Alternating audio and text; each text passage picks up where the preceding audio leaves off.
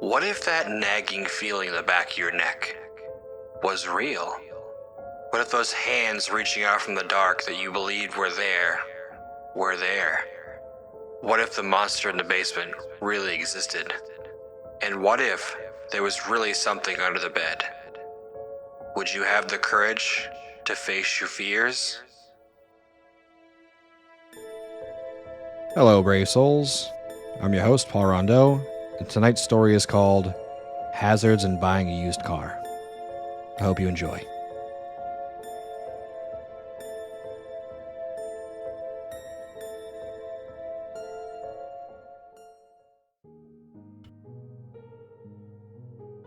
A 1998 Power Blue Ford Taurus isn't anyone's choice for a vehicle, but it was what I ended up choosing at the lot. It wasn't a bad car, not too many miles, recently replaced tires, and it was cheap. My only real complaint is that the previous owner had seriously gone overboard with air fresheners. The whole interior reeked of vanilla and pine.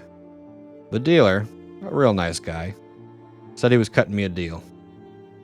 Told me that they were having trouble moving this one off the lot.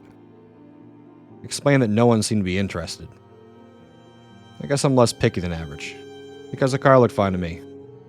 So a check and a handshake later, I was driving home. That's when the strangeness started.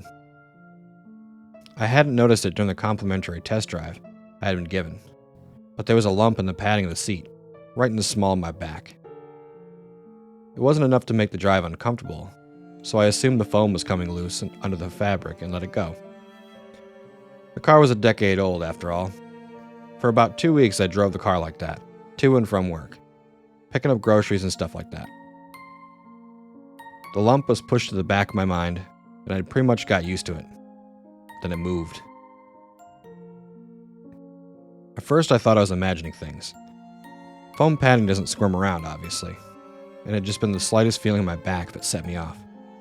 But no. As I kept driving, it became clear that the seat had shifted. It definitely felt different against my spine.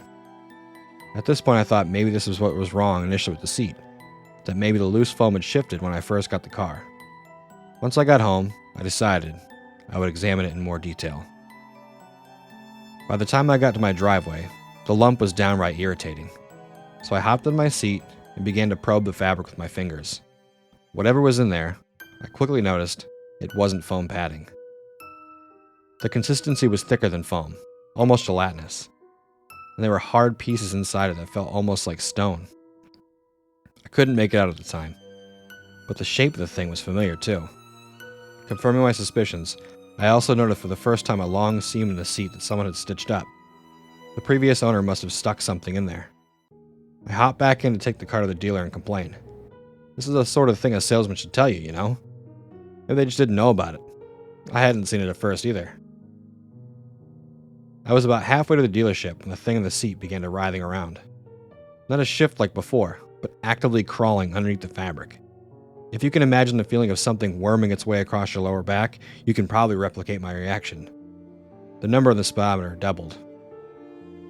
I nearly ruined those recently replaced tires swerving into the dealership parking lot. It didn't take long for me to find the man who had sold me the car, and even less time to grab him by the shirt sleeve and stammer out what had happened. He was surprised by the story, but strangely receptive. More than I would have been if some punk teenager started rambling about squirming car seats. He came back to the car with me, pulling out a pocket utility knife as we walked. As we cut the fabric off the seat cover, the stench that spewed out almost literally knocked us back out of the car. But what we smelled didn't make either of our stomachs turn nearly as bad as what we saw. Inside the seat, under the fabric, we found a half-rotted human hand.